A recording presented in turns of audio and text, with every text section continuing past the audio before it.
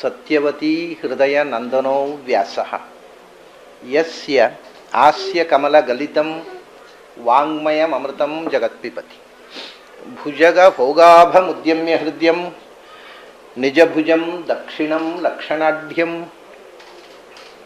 ಲಲಿತಮುದ್ರಿಕ್ತ ವಿಜ್ಞಾನಮುದ್ರಂ ಭಜ ಭಜ ಅನಂತಮಿತ್ಯಾಲಪಂತಂ ಪ್ರಣತವಾನ್ ಪ್ರಾಣಿನಾಂ ಪ್ರಾಣಭೂತಂ ಪ್ರಣತಿಭಿಃ ಪ್ರೀಣಯೇ ಪೂರ್ಣಬೋಧಂ ಭವದವೋಷ್ಣೇನ ತಾತಪ್ಯಮಾನಾನ್ ಭುವಿ ಪರಂ ನಾಥಂ ಅಪ್ರೇಕ್ಷಮಾಣಾನ್ ಭುವನಮಾನ್ಯೇನ ಚ ಅನ್ಯೇನ ದೋಷ್ಣಾ ಭವತು ಭೀರ್ಮಾ ಇತಿ ನ ಸಾಂತ್ವಯಂತಂ ಪ್ರಣತವಾನ್ ಪ್ರಾಣಿನಾಂ ಪ್ರಾಣಭೂತಂ ಪ್ರಣತಿಭಿಃ ಪ್ರೀಣಯೇ ಪೂರ್ಣಬೋಧಂ ಜನ್ಮಾದ್ಯಸ್ಯ ಯತೋನ್ವಯಾದ್ ಇತರತಶ್ಚಾರ್ಥೇಷ್ವಭಿಜ್ಞಸ್ವರಾಟ್ ತೇನೇ ಬ್ರಹ್ಮ ಹೃದಯಾದಿ ಕವಯೇ ಮುಹ್ಯಂತಿ ಯಂ ಸೂರಯಃ ತೇಜೋ ವಾರಿ ಮೃದಾಂ ಯಥಾ ವಿನಿಮಯೋ ಯತ್ರ ತ್ರಿಸರ್ಗೋ ಮೃಷಾ ಧಾಮ್ನಾ ಸ್ವೇನ ಸದಾ ನಿರಸ್ತಕುಹಕಂ ಸತ್ಯಂ ಪರಂ ಧೀಮಹಿ. ಪೂಜ್ಯ ಶ್ರೀಪಾದರೇ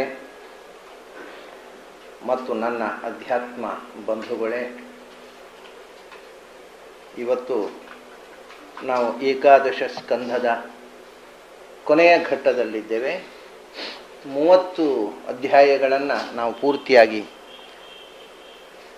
ನೋಡಿ 31ನೇ ಅಧ್ಯಾಯದ ಕೆಲವು ವಿಷಯಗಳನ್ನು ನಿನ್ನೆ ನಾವು ಸ್ವಲ್ಪ ಮಟ್ಟಿಗೆ ನೋಡಿದ್ದೇವೆ. 31ನೇ ಅಧ್ಯಾಯದಲ್ಲಿ ಬರ್ತಕ್ಕಂಥ ಕೆಲವು ಇವತ್ತು ಸ್ವಲ್ಪ ಬೇಗ ಮುಗಿಸ್ತೀನಿ ನಾನು, ಯಾಕೆಂದರೆ ಶ್ರೀಗಳವರು ಮಾತಾಡಬೇಕು. ಮತ್ತು ನಾನು 8 ಗಂಟೆವರೆಗೂ ಮಾತಾಡಿದರೆ ಆಮೇಲೆ ಶ್ರೀಗಳವರು ಮಾತಾಡುವಾಗ ಕೂತ್ಕೊಳ್ಳಿಕ್ಕೆ ಜನಕ್ಕೆ ಅವರಿಗೆ ಬಸ್ಸಿನ ಚಟಪಟಿಕೆ ಶುರುವಾಗುತ್ತೆ. ಅದಕ್ಕೋಸ್ಕರ ಇವತ್ತು 1 ಗಂಟೆ ಪೂರ್ತಿ ಮಾತಾಡಬಾರ್ದು ಅಂತ ಅಂದುಕೊಂಡಿದ್ದೇನೆ. ಅದನ್ನು ಸಂಕ್ಷಿಪ್ತವಾಗಿ 1 ಅಧ್ಯಾಯದ ಅಲ್ಲಿ ಬರತಕ್ಕಂಥ ವಿಷಯಗಳನ್ನು ಹೇಳಿ ಮುಂದೆ ಉಪಸಂಹಾರ ಶ್ರೀಗಳವರ ಆಶೀರ್ವಚನಕ್ಕೆ ನಾವು ಅಣಿಯಾಗೋಣ. ಭಗವಂತ ದೇಹವನ್ನು ಏನು ಮಾಡಿದ, ಹೇಗೆ ದೇಹತ್ಯಾಗ ಮಾಡಿದ, ಅದು ಅಸಂಭವ. ಮತ್ತು ಭಗವಂತನ ಅವತಾರ ಸಮಾಪ್ತಿ ಹೇಗೆ ನಡೆಯಿತು ಅಂತಕ್ಕಂಥ ಒಂದು ಮೌಲಿಕವಾದ ಪ್ರಶ್ನೆಯನ್ನು, ಜ್ಞಾನಾನಂದಮಯವಾದ ಶರೀರವನ್ನು ತ್ಯಾಗ ಮಾಡುವುದು ಹೇಗೆ ಅಂತಕ್ಕಂಥ ಒಂದು ಮೌಲಿಕ ಪ್ರಶ್ನೆಯನ್ನು ಪರೀಕ್ಷಿತ್ ರಾಜ ಶುಕಾಚಾರ್ಯರ ಮುಂದೆ ಇಟ್ಟಿದ್ದ. ಅದಕ್ಕಿನ್ನೂ ಶುಕಾಚಾರ್ಯರು ಏನು ಉತ್ತರ ಕೊಟ್ಟರು ಅದನ್ನು ನಾವು ನೋಡಿಲ್ಲ. ಭಗವಂತ ಅವತಾರ ಸಮಾಪ್ತಿ ಮಾಡಲಿಕ್ಕೆ ಒಂದು ನೆಪವಾಗಿ ಜರ ಅನ್ನುವಂಥ ವ್ಯಾಧ ಬಂದ, ಬಾಣ ಬಿಟ್ಟ, ಅವನು ಬಲಗಾಲ ಮೇಲೆ ಎಡತೊಡೆಯ ಮೇಲೆ ಬಲಗಾಲಿಟ್ಟು ಕೂತಿದ್ದ, ಬಾಣ ತಾಗಿತು, ನಾನು ಅವತಾರ ಸಮಾಪ್ತಿ ಮಾಡ್ತಾ ಇದ್ದೀನಪ್ಪ, ಎಲ್ರಿಗೂ ಸುದ್ದಿ ಹೇಳಿಬಿಡು ಅಂತ ದಾರುಕನ ಹತ್ರ ಹೇಳಿ ಕೃಷ್ಣ ಕಣ್ಣು ಮುಚ್ಚಿ ಕೂತ. ಇಷ್ಟೇ ವಿಷಯ ನಾವು ನಿನ್ನೆ ನೋಡಿದ್ದೇವೆ. ಒಂದು ಧ್ಯಾನದ ಭಂಗಿಯಲ್ಲಿ ಕಣ್ಣು ಮುಚ್ಚಿ ಪದ್ಮನೇತ್ರೇ ನ್ಯಮೀಲಯತ್ ಅಷ್ಟಾಯಿತು. ಮುಂದೆ ಈ ಅವನ ಅವತಾರ ಸಮಾಪ್ತಿ ಆದದ್ದು ಅಂದರೆ ಹೇಗೆ? ಈಗ ರಾಮ ಅವತಾರ ಸಮಾಪ್ತಿ ಮಾಡಿದ್ದು ಗೊತ್ತಿದೆ ನಮಗೆ. ಹೊರಟು ಹೋದ, ಅವನು ಎಲ್ಲರನ್ನೂ ಸರಿಯು ನದಿಯಲ್ಲಿ ಸ್ನಾನ ಮಾಡಿಸಿ ಅಲ್ಲಿಂದ ಸೂಕ್ಷ್ಮ ಶರೀರದಿಂದ ಊರ್ಧ್ವಲೋಕಕ್ಕೆ ಎಲ್ಲರನ್ನೂ ಕರ್ಕೊಂಡು ಹೋದ. ರಾಮನು ತಾನೂ ಹೋದ. ಹಾಗೆ ಕೆಲವು ಅವತಾರಗಳು ಸಮಾಪ್ತಿ ಮಾಡಿದ್ದು ಹೇಗೆ ಅಂತ ಗೊತ್ತಿದೆ, ಕೆಲವು ಅವತಾರಗಳು ಸಮಾಪ್ತಿ ಆಗಿಲ್ಲ, ಇವತ್ತಿಗೂ ಇರೋದು ಗೊತ್ತಿದೆ. ಕೃಷ್ಣ ಅವತಾರ ಸಮಾಪ್ತಿ ಹೇಗೆ ಮಾಡಿದ ಅಂದರೆ, ಲೋಕಾಭಿರಾಮಾಂ ಸ್ವತನುಂ ಧಾರಣಾಧ್ಯಾನ ಲಕ್ಷಣಂ. ಏನದು? ತನ್ನ ದೇಹ ಲೋಕಾಭಿರಾಮಾಂ ಸ್ವತನುಂ ತಂದು ಧಾರಣ ಯೋಗ ಏನ, ಅದು ಎಂಥದ್ದು? ಆಗ್ನೇಯೇನ ಯೋಗೇನ ಅದಗ್ಧ್ವಾ ಧಾಮಾವಿಶತ್ ಸುಖಂ ಅಂತ. ಭಗವಂತ ದೇಹವನ್ನು ಏನು ಮಾಡಿದ? ಸಾಮಾನ್ಯವಾಗಿ ದೇವತೆಗಳು ದೇಹತ್ಯಾಗ ಮಾಡುವ ವಿಧಾನ ಏನು? ದೇವತೆಗಳು ಸೋತ್ತಮ ದೇವತೆಗಳಲ್ಲಿ ಪ್ರವೇಶ ಮಾಡ್ತಾರೆ. ಇದು ದೇವತೆಗಳ ಲಯಕ್ರಮ. ಸೋತ್ತಮ ದೇವತೆಗಳಲ್ಲಿ ಪ್ರವೇಶ ಮಾಡುವಾಗ ಹೇಗೆ ಪ್ರವೇಶ ಮಾಡೋದು? ಇವರಿಗೂ ಒಂದು ಸ್ಥೂಲ ಶರೀರ ಉಂಟಲ್ಲ, ಸೋತ್ತಮ ದೇವತೆಗಳಿಗೆ ಪ್ರವೇಶ ಮಾಡೋದು ಹೇಗೆ? ತಮ್ಮ ಯೋಗ ಶಕ್ತಿಯಿಂದ ಯೋಗಾಗ್ನಿಯಿಂದ ತಮ್ಮ ಈ ಸ್ಥೂಲ ಶರೀರವನ್ನು ನಾಶ ಮಾಡಿ ಸೂಕ್ಷ್ಮ ಶರೀರದಿಂದ ಉತ್ತಮ ದೇವತೆಗಳಲ್ಲಿ ಪ್ರವೇಶ ಮಾಡ್ತಾರೆ. ಇದು ಸಾಮಾನ್ಯ ಯೋಗಧಾರಣೆಯ ಆಗ್ನೇಯ ದೇವತೆಗಳು ದೇಹತ್ಯಾಗ ಮಾಡುವ ಕ್ರಮ. ಕೃಷ್ಣ ಏನು ಮಾಡಿದ ಅಂದರೆ ಹೇಳ್ತಾರೆ, ಲೋಕಾಭಿರಾಮಾಂ ಸ್ವತನುಂ ಧಾರಣಾಧ್ಯಾನ ಮಂಗಲಂ. ಲೋಕಾಭಿರಾಮಾಂ, ಜಗತ್ತೆಲ್ಲ ಯಾವ ರೂಪವನ್ನು ನೋಡಿ ಮೋಹಗೊಂಡಿತ್ತು ಅಂಥ ಲೋಕ ಸುಂದರವಾಗಿರತಕ್ಕಂಥ ತನ್ನ ಆ ಸ್ವರೂಪಭೂತವಾದ ಸ್ವತನುಂ ಅಂದರೆ ಸ್ವಸ್ಯತನುಂ ಸ್ವಾಂತನುಂ ಸ್ವಸ್ವರೂಪಭೂತವಾಗಿರತಕ್ಕಂಥ ತನ್ನ ಶರೀರ ನಮ್ಮ ಶರೀರದ ಹಾಗೆ ಭಿನ್ನವಾದದ್ದಲ್ಲ, ಪಂಚಭೌತಿಕವಾದದ್ದಲ್ಲ. ಅದನ್ನು ಕಳಚಿಕೊಂಡು ಹೋಗುವುದು ಸಾಧ್ಯ ಇಲ್ಲ. ಜ್ಞಾನಾನಂದಮಯವಾದ, ನಮ್ಮಲ್ಲೂ ಒಂದು ಜ್ಞಾನಾನಂದಮಯವಾದ ಶರೀರ ಇದೆ, ಅದನ್ನು ಬಿಟ್ಟು ನಾವು ಇರೋದು ಸಾಧ್ಯ ಇಲ್ಲ. ಭಗವಂತನಿಗೆ ಜ್ಞಾನಾನಂದಮಯವಾದ ಶರೀರ ಅಲ್ಲದೆ ನಮಗೆ ಮತ್ತೊಂದು ಶರೀರ ಇದೆ, ಮತ್ತು ಒಂದಲ್ಲ, ಮತ್ತು 3 ಶರೀರ ಇದೆ. ಪ್ರಾಕೃತವಾಗಿರತಕ್ಕಂಥ ಲಿಂಗ ಶರೀರ ಇದೆ, ಸೂಕ್ಷ್ಮ ಶರೀರ ಇದೆ, ಸ್ಥೂಲ ಶರೀರ. ಬಿಟ್ಟು ಹೋಗುವಂಥದ್ದು ನಾವು ಕಳಚಿಕೊಳ್ಳಬೇಕಾದ 3 ಅಂಗಿಗಳಿವೆ. ಭಗವಂತನಿಗೆ ಸ್ವರೂಪಭೂತ ಶರೀರ ಮಾತ್ರ. ಈ ಕಳಚಿಕೊಳ್ಳುವಂಥ ಶರೀರದ ಬಂಧ ಭಗವಂತನಿಗಿಲ್ಲ. ಆದ್ದರಿಂದ ಅವನು ಏನನ್ನು ಕಳಚಿಕೊಳ್ಳುವುದು ಅನ್ನತಕ್ಕಂಥ ಪ್ರಶ್ನೆ ಸಹಜವಾಗಿ ಬಂದದ್ದು ಶುಕನಿಗೆ. ಶುಕಾಚಾರ್ಯರ ಹತ್ರ ಆ ಪರೀಕ್ಷಿತ್ ರಾಜನಿಗೆ ಬಂದ ಪ್ರಶ್ನೆ. ಅದಕ್ಕೆ ಆ ಶುಕಾಚಾರ್ಯ ಹೇಳ್ತಾರೆ, ಲೋಕಾಭಿರಾಮಾಂ ಸ್ವತನುಂ, ಅದು ಸ್ವರೂಪಭೂತವಾಗಿರತಕ್ಕ ಜ್ಞಾನಾನಂದಮಯವಾದ ಸ್ವತನು. ಸು ಅಂದರೆ ಸುಖ, ವಾ ಅಂದರೆ ಜ್ಞಾನ. ಅದರಿಂದ ಸ್ವತನು ಅಂದರೆ ಜ್ಞಾನಾನಂದಮಯವಾದ ಶರೀರ. ಅದು ಅವನ ಸ್ವರೂಪಭೂತವಾದ ತನುವೂ ಹೌದು. ಅಂಥ ಶರೀರವನ್ನು ನಾಶ ಮಾಡುವುದೋ ಬಿಡುವುದೋ ಆಗುವುದಿಲ್ಲ. ಜೀವನೂ ಅಂಥ ತನ್ನ ಸ್ವರೂಪಭೂತ ಶರೀರವನ್ನು ಬಿಟ್ಟಿರುವುದು ಸಾಧ್ಯ ಇಲ್ಲ. ಮತ್ತೆ ಅದು ಎಂಥದು, ಅದನ್ನು ಬಿಡುವ ಪ್ರಶ್ನೆ ಇಲ್ಲ. ಯಾಕೆ ಅಂದರೆ ಧಾರಣಾ ಧ್ಯಾನ ಮಂಗಲಂ ಅಂತ ಹೇಳ್ತಾರೆ. ಯಾವ ರೂಪವನ್ನು ಜ್ಞಾನಿಗಳು ಧಾರಣೆಯಲ್ಲಿ ಧ್ಯಾನದಲ್ಲಿ ಕಂಡು ತಾವು ಸಾವಿಲ್ಲದ ಸ್ಥಿತಿಯನ್ನು ಪಡೆದರೋ ಅಂಥ ರೂಪ ನಾಶ ಆಗುತ್ತೆ. ಧಾರಣಾ ಧ್ಯಾನ ಮಂಗಲಂ. ಧಾರಣ ಮತ್ತು ಧ್ಯಾನ, ಒಂದು ವಸ್ತುವನ್ನು ನಾವು ಮಾನಸಿಕವಾಗಿ ಚಿಂತನೆ ಮಾಡುವಂಥ 2 ಸ್ಟೇಜ್ಗಳಿವು, ಧಾರಣ ಮತ್ತು ಧ್ಯಾನ ಅಂತ. ಯಮನಿವಾಸನ ಪ್ರಾಣಾಯಾಮ ಪ್ರತ್ಯಾಹಾರ ಧಾರಣಾ ಧ್ಯಾನ ಸಮಾಧ್ಯಷ್ಟಾಂಗ ಯೋಗ ನಿರತರಾದ ಅಂತ ಈ ಸಂದೇಶಗಳಲ್ಲಿ, ಮಠದ ರಹಸ್ಯಗಳಲ್ಲಿ ಪ್ರಿಂಟ್ ಆಗುತ್ತೆ. ಅದು ಅದರಲ್ಲಿ ನಮಗೆ ನೋಡಿದ್ದು ಗೊತ್ತು. ಆದರೆ ಧಾರಣ ಮತ್ತು ಧ್ಯಾನ ಅಂದರೆ ಏನು? ಧಾರಣಾ ಧ್ಯಾನ ಅನ್ನುವುದಕ್ಕೆ ಯೋಗಶಾಸ್ತ್ರಜ್ಞರಲ್ಲಿ 2 ವಾದಗಳಿವೆ. ಯಾವುದು ಫಸ್ಟು, ಯಾವುದು ಸೆಕೆಂಡು ಅಂತ. ಧಾರಣಾದಿಂದ ಧ್ಯಾನ ಅಂತ ಕೆಲವರು, ಧ್ಯಾನದಿಂದ ಧಾರಣ ಅಂತ ಕೆಲವರು. ಯೋಗಶಾಸ್ತ್ರದಲ್ಲೇ 2 ಪಕ್ಷಗಳಿವೆ. ಆದರೆ ವಾಸ್ತವಿಕವಾಗಿ ಅವು ಧಾರಣಾದಿಂದ ಧ್ಯಾನ ಅನ್ನೋದು ಸರ್ವಸಮ್ಮತ, ಆಚಾರ್ಯರಿಗೂ ಸಮ್ಮತ. ಖಂಡಾಸ್ಮೃತಿ ಧಾರಣಾ ಸ್ಯಾತ್ ಅಖಂಡಾ ಧ್ಯಾನ ಮುಚ್ಯತೆ ಅಂತ ಆಚಾರ್ಯರು ಅದನ್ನು ಡಿಫೈನ್ ಮಾಡಿದ್ದಾರೆ. ಮೊದಲನೇ ಸ್ಟೇಜು, ನಮ್ಮ ಮೆಡಿಟೇಷನ್ನ ಫಸ್ಟ್ ಸ್ಟೇಜು ಧಾರಣ, ಅದರ ಫೈನಲ್ ಸ್ಟೇಜು ಧ್ಯಾನ. ಅಲ್ಲ, ಫೈನಲ್ ಅಲ್ಲ, ಸೆಕೆಂಡ್ ಸ್ಟೇಜು. ಫೈನಲ್ ಸ್ಟೇಜು ಸಮಾಧಿ. ಹೀಗೆ ಧಾರಣ ಮತ್ತು ಧ್ಯಾನ ಅಂತಂದರೆ ಮನಸ್ಸಿನ 2 ಉತ್ಕಟವಾದಂಥ ಸ್ಥಿತಿಗಳು. ಮನಸ್ಸು ಅಂತರ್ಮುಖವಾಗಿ, ನಮ್ಮ ಮನಸ್ಸಿನಲ್ಲಿ ಈಗ ತುಂಬಿರುವಂಥದ್ದು ಎಲ್ಲ ಪ್ರಾಪಂಚಿಕ ವಿಷಯಗಳು. ಯಾವುದೋ ಪ್ರಪಂಚ, ನಮ್ಮ ಕಣ್ಮುಂದೆ ಇರತಕ್ಕಂಥ ಜಗತ್ತು, ಅದರಲ್ಲಿರ್ತಕ್ಕಂಥ ಮಂದಿ, ನಮ್ಮ ಬಂಧುಗಳು ಬಾಂಧವರು, ಅಥವಾ ನಮ್ಮ ಆಫೀಸ್ನಲ್ಲಿ ಕೆಲಸ ಮಾಡ್ತಕ್ಕಂಥ ಸಹೋದ್ಯೋಗಿಗಳು, ಮನೆ ಮಂದಿ, ಸ್ನೇಹಿತರು, ಆಗುವವರು ಆಗದವರು, ಇಷ್ಟದವರು ಅನಿಷ್ಟದವರು, ಇವೆಲ್ಲ ನಮ್ಮ ಮನಸ್ಸಲ್ಲಿ ತುಂಬಿರತಕ್ಕಂಥ ಸಂಗತಿಗಳು. ಈ ಎಲ್ಲ ಸಂಗತಿಗಳನ್ನು ತೊಳೆದು ಹೊರಗೆ ಕಳಿಸ್ಬೇಕಾಗತ್ತೆ. ಅದಕ್ಕೆ ಪ್ರತ್ಯಾಹಾರ ಅಂತ ಹೇಳೋದು. ಈ ಎಲ್ಲ ನಮ್ಮ ಮೊದಲು ಪ್ರತ್ಯಾಹಾರ ಅಂತಂದರೆ ವಿಷಯಗಳನ್ನು ಗ್ರಹಣ ಮಾಡದಂತೆ ಇಂದ್ರಿಯಗಳನ್ನು ಬ್ಲಾಕ್ ಮಾಡೋದು ಫಸ್ಟ್ ಸ್ಟೇಜ್. ಪ್ರತ್ಯಾಹಾರದಲ್ಲಿ 2 ಸ್ಟೇಜ್ ಇದೆ. ವಿಷಯಗಳನ್ನು, ನಮ್ಮ ಇಂದ್ರಿಯಗಳು ವಿಷಯಗಳತ್ತ ಹೋಗದಂತೆ ಅದನ್ನು ಒಂದು ಬ್ಲಾಕ್ ಮಾಡೋದು. ಮೊದಲು ಬಾಗಿಲು ಹಾಕಿಬಿಡೋದು. ಬಾಗಿಲು ಹಾಕಿದರೆ ಅಲ್ಲಿ ಮುಗಿಲಿಲ್ಲ. ಯಾಕೆಂದರೆ ಒಳಗೆ ಬೇಡವಾದ ಪೂರ ತುಂಬಿಸಿ ಆಗಿದೆ, ನಾವು ಹೊರಗೆ ಕಳಿಸ್ಬೇಕಲ್ಲ. ಬಾಗಿಲು ಹಾಕಿಬಿಟ್ಟು ಹೊರಗೆ ಹೋಗೋದಿಲ್ಲ, ಒಳಗೆ ಗಟ್ಟಿ ಕೂತು ಬಿಡ್ತವೆ. ಸೊ ಈಗ ಹೊರಗಿನಿಂದ ಒಳಗೆ ಬರದಂತೆ ಬ್ಲಾಕ್ ಮಾಡಿದರೆ ಸಾಲದು, ಒಳಗೆ ಮೊದಲೇ ಕಳಿಸಿ ನಾವು ಅದನ್ನು ಬಹಳ ಪ್ರೀತಿಯಿಂದ ಅದನ್ನು ದಾಸ್ತಾನು ಮಾಡಿದ್ದೇವಲ್ಲ, ಅದನ್ನು ಹೊರಗೆ ಕಳಿಸುವಂಥದ್ದು. ಇದು ಎರಡೂ ಪ್ರತ್ಯಾಹಾರ, ಟೂ ಪ್ರೊಸೆಸಸ್ ಆರ್ ದ್ಯಾಟ್. ಮೊದಲು ಒಳಗಿದ್ದದ್ದನ್ನು ಹೊರಗೆ ಕಳಿಸ್ಬೇಕು, ಆಮೇಲೆ ಹೊರಕ್ಕೆ ಬಾರದಂತೆ ಬ್ಲಾಕ್ ಮಾಡಬೇಕು.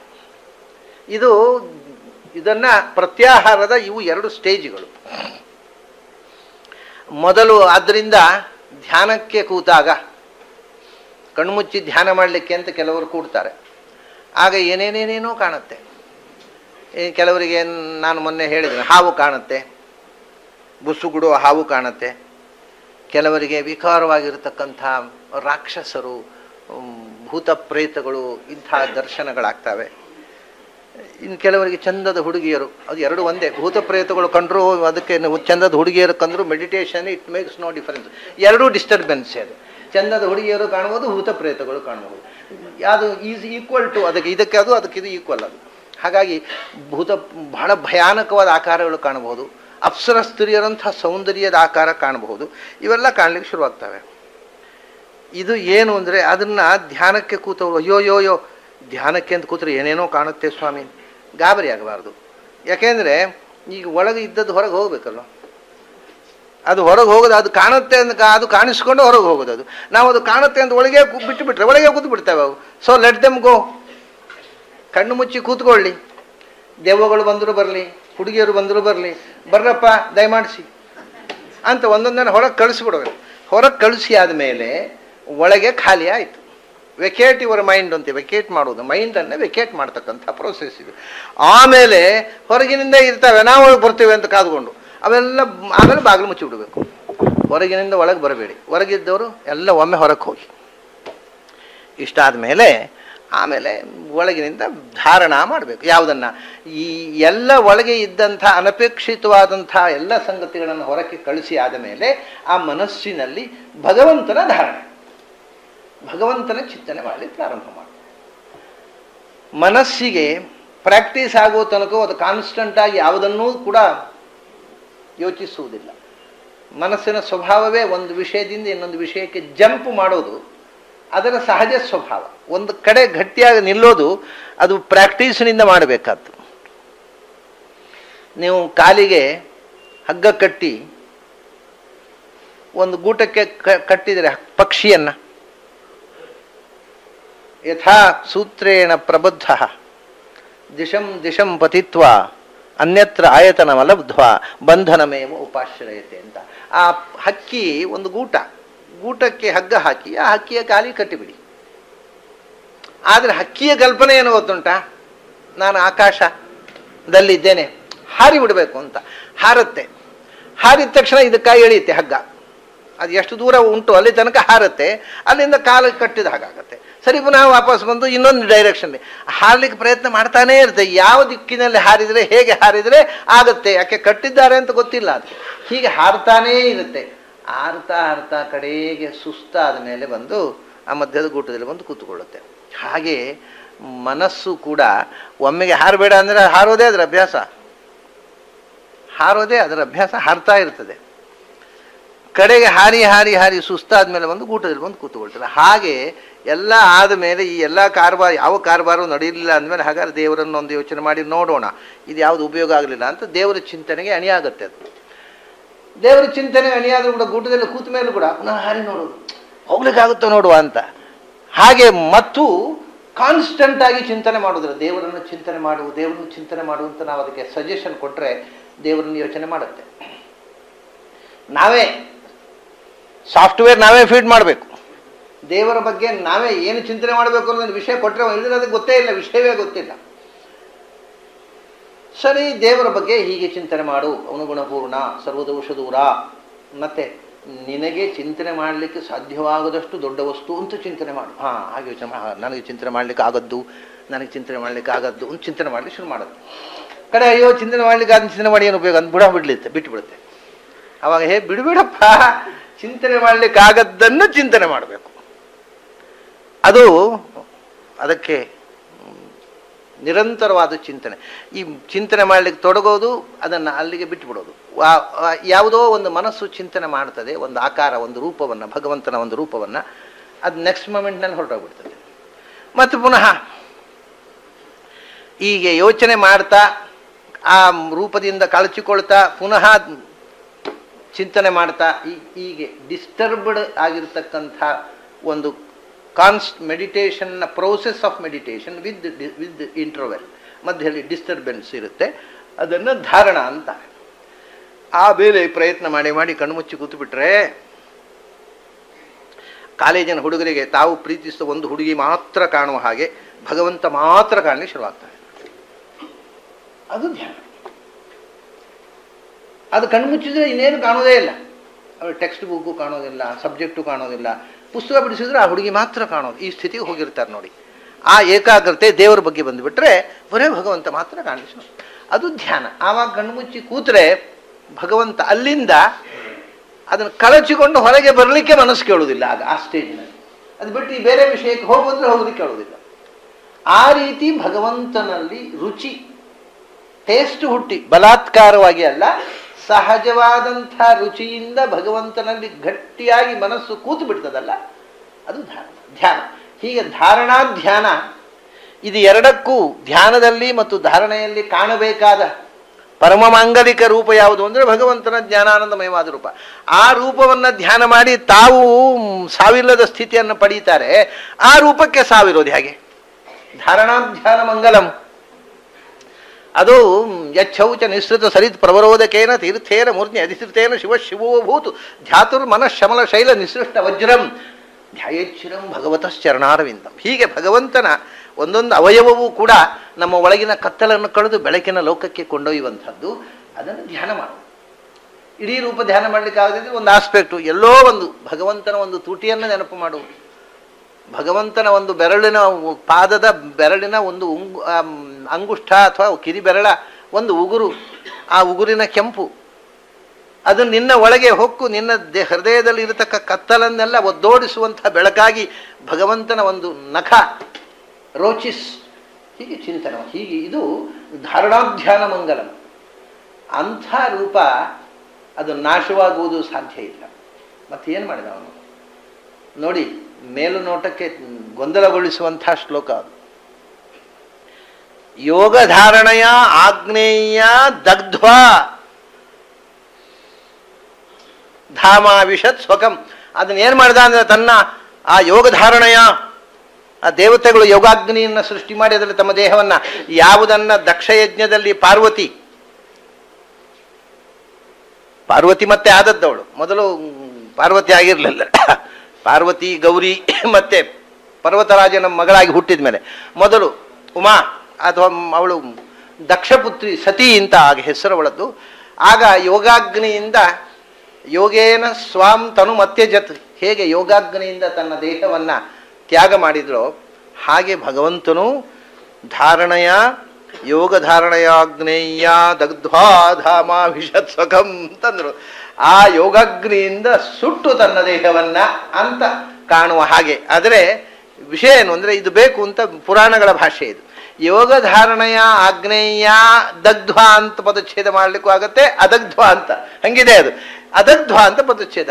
ಎಲ್ಲ ದೇವತೆಗಳ ಹಾಗೆ ತಾನು ಯೋಗಾಗ್ನಿಯಿಂದ ಈ ಸ್ವಾಂ ತನುಂ ದಗ್ಧ್ವಾ ಅಲ್ಲ, ಮತ್ತೆ ಅದಗ್ಧ್ವಾ. ಯಾಕೆಂದ್ರೆ ಈ ಜ್ಞಾನಾನಂದಮಯವಾದ ದೇಹವನ್ನು ಸುಡೋದು ಹೇಗೆ? ಸುಡ್ಲಿಕ್ಕೆ ಆಗುವಂಥ ದೇಹ ಅಲ್ಲ ಅದು.